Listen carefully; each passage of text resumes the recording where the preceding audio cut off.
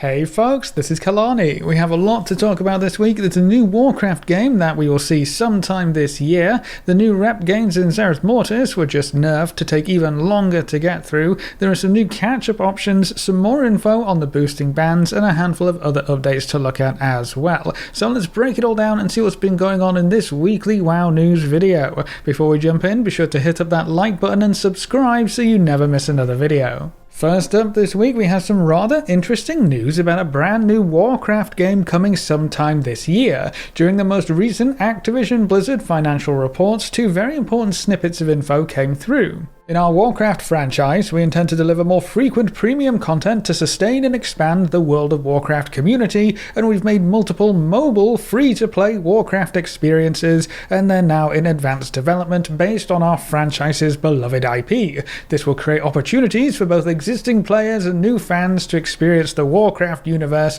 in entirely new ways. There is a lot to unpack there, but there's another quote that's going to be important, so let's throw that in before we break it all down. Blizzard is planning substantial new content for the Warcraft franchise in 2022, including new experiences in World of Warcraft and Hearthstone, and getting all new mobile Warcraft content into players' hands for the first time. So regarding World of Warcraft specifically, more frequent premium content could mean patches, or it could mean literal premium features which need to be purchased, which makes me immediately think of things like store mounts. Hopefully they're using premium as a quality term here rather than an acquisition term, because we could definitely use more frequent, good updates to the game. Shadowlands had some very long gaps in between major updates, so a general speed up of the development timeline would be great going into the next expansion. Then we also have multiple mobile free-to-play Warcraft experiences in advanced development, and they promise to let us experience the Warcraft universe in entirely new ways. We already knew they were planning and creating mobile games with the Warcraft IP. Blizzard has been hiring for these projects for a long time now, but the key is in that second quote. They said we'll be getting our hands on this stuff sometime in 2022, which means either a released product sometime this year, or at the very least one of these products in an accessible, playable testing cycle. Either way, we should be able to actually play one of these new Warcraft games before the end of the year. On top of that, they also said new experiences for World of Warcraft and Hearthstone. That shouldn't come as any surprise and could literally mean any new content. Both games have been given new content on a semi-regular basis anyway, so more to look forward to there is nice, but not really anything new. Hopefully we'll start to see more about the upcoming World of Warcraft expansion though, because I think that's where the important info is going to be. Now personally, I don't think that mobile game immediately means bad game. There are some pretty fun mobile games out there, and there's a lot of potential with how powerful phones are nowadays. I think mobile games get a bad rep for the monetization methods more than anything else, which is definitely a point that Blizzard needs to pay attention to, and Blizzard mobile games are probably still suffering due to the whole Diablo Immortal thing. I think Diablo Immortal had a hard time because first and foremost, players were expecting a Diablo 4 announcement, but instead they got what amounted to a watered down version they couldn't even play on their PC. Not a great look. But the other problem is that while some mobile games can be really fun, I don't think action RPGs fit into that category. For me personally, it's all about controls. I don't want to use my phone like it's a controller. It takes up space on the screen, so you can't really see what you're doing. They typically don't work very well, and I'd much rather just play with a real controller or a mouse or keyboard. That's why personally, I don't think a Diablo game in a traditional sense was the best choice for a mobile game, and the only way I'm actually going to play it is if I can hook up a controller to my phone or use an Android emulator, or if it ever comes to PC. Basically, if I can do anything but actually use the phone to play it, I'll play it, and apparently it's pretty fun. But a Warcraft mobile game could be almost anything. We could get a Warcraft themed Clash of Clans, a base builder, a gacha game, an auto chess battler, an idle game, an RPG. Literally, think of any mobile game you have played, change all the characters to Warcraft characters and all the buildings or tile sets or assets and effects and magic into Warcraft related things, and boom, a Warcraft mobile game of any genre. This could end up being a lot of fun and give us stories or characters that we've never seen before, or they could help flesh out other stories that never got the proper attention. Now I know some people have kind of jumped the gun and assumed that these mobile games will be related to World of Warcraft. That might not be the case. The report said Warcraft mobile games, so they actually don't have to be tied to the MMO whatsoever, but if we continue down that train of thought, there's actually quite a bit of potential there for mobile development as well. You could create a mobile game that linked up with your pet journal in-game and allow you to do pet battles from your phone with your own pets in-game. Let's be honest, it's more or less just Pokemon with Warcraft themes and pets and less overall mechanics and complexity, so it could work perfectly well as a standalone mobile game, and it could give you a reason to actually care about pet battles if you saw some benefit from playing the mobile game in World of Warcraft. They could also create mobile apps to help you manage other aspects of the game like they did for the auction house and the mission tables in the past.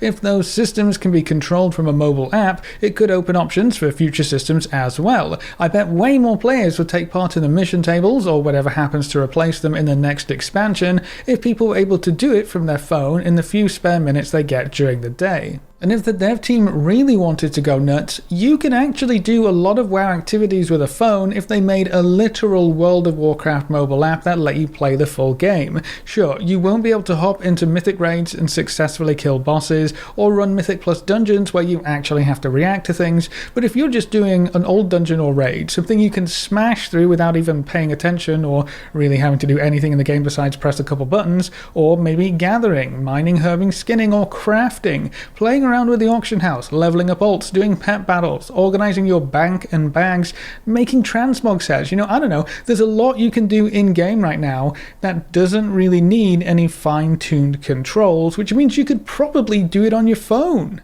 The only question at this point would be how the controls work and how they actually get WoW onto your phone so you can actually do everything that you would need to do. RuneScape has a mobile app now, so you can play RuneScape on your phone. Is it as good as playing it at your PC? No. Can you do everything you might want to do on your phone? No. But does it give you another option to tinker around with stuff when you can't get to your PC for whatever reason? Yes, it does, and that's where the value lies. So a new Warcraft mobile game could mean so many different things, and it could actually be awesome if it's done right.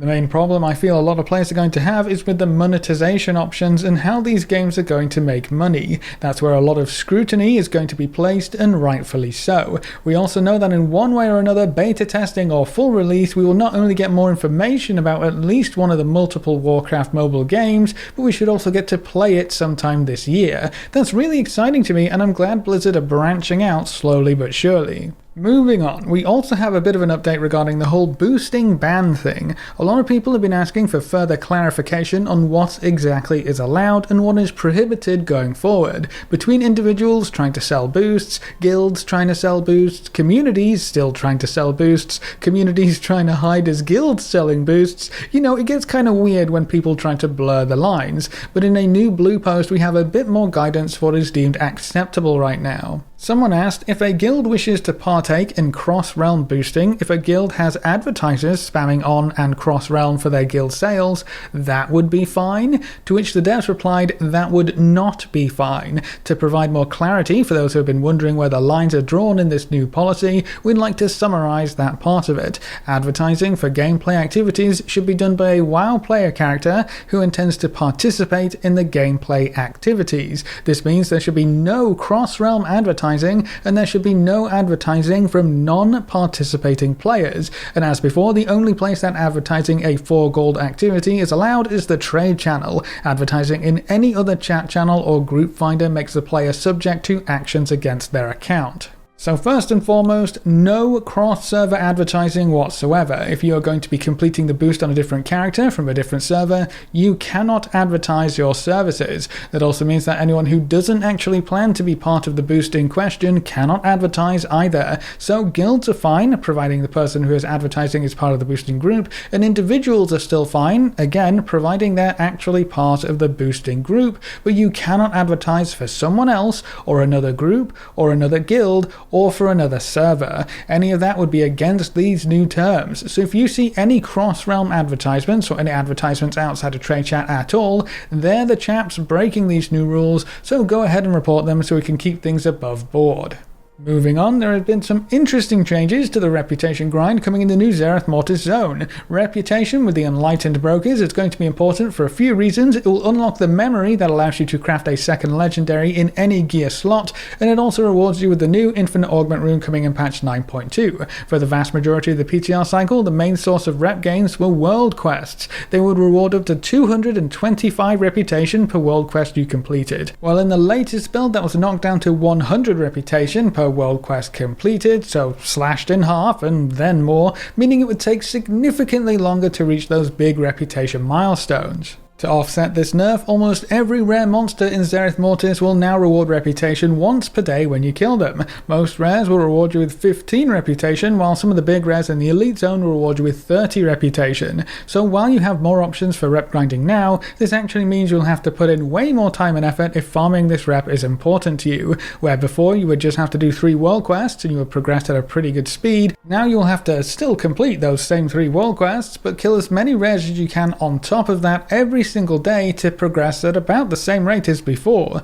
If you don't have time to camp all of the rares all day long, it's going to take much longer to farm reputation with this new update, which is a pretty big step backwards in my opinion. The dev team seems to have a really hard time striking a good middle ground when it comes to reputations, rewards and the grind. If they're adding reputation to rares to make them more rewarding, that's fine, but they don't have to take rep out of the easier activities to compensate. If they want the rep grind to take longer, I also feel they shouldn't add busy work at the same time, because that creates the feeling that you have to get all of it done, otherwise you fall behind. It's another way to generate FOMO for the player base. There are 29 rares that we know of in Zereth Mortis, so to maximize rep gains you would have to kill all 29, if that's even possible, every single day until you hit your rep goals. It turns what could have been a fun little side thing into a pressured farm. You're going to make players resent killing rares instead of excited to see what a rare monster could drop. Honestly, I think a better solution would have been to have rares drop a big chunk of reputation for their first kill and only their first kill, so you have more of a checklist that doesn't repeat every single day. That also creates value in seeking out and killing these rares at least once, which can lead to interesting drops. Players might find something they want from a rare, or might find that a rare can drop something they want to encourage repeat kills. It also exposes players to the other reasons to kill rares more often, like the Cosmic Flux currency grind and obtaining materials for the Protoforge synthesis feature. It also almost forces players to explore the zone to find the rares, which can introduce them to other activities to do in the zone. You can achieve all of this without creating another daily grind, but then I guess that wouldn't get players to log in each and every day and spend as much time killing rares now, would it? Moving on, another update in the latest PTR build will allow you to trade soul cinders between your characters. This was implemented for Soul Ash in 9.1 to help you move around excess Soul Ash, mainly for legendary crafting purposes, so you wouldn't have to run Torghast on each and every ult you wanted to play, while the packaged soul cinders item will work in more or less the exact same way. You can buy this item from Bonesmith Hema, and it will cost 300 soul cinders. You can trade or mail the item to any character on your account, and when it's opened or used, it will provide that character with 250 soul cinders. So it's the same exchange rate as Soul Ash as well. You pay 300 to get 250 somewhere else. You can use this item to trade excess soul cinders from your main to any of your ults you might want to create higher rank legendary items on, or you could even send this from your ults to any other character if they've got a particularly high amount of soul cinders. One of the more popular renown grinds right now is simply running Torghast over and over and over again, which is going to generate a whole bunch of soul ash and soul cinders, so this new package will let you get those soul cinders where they're needed most,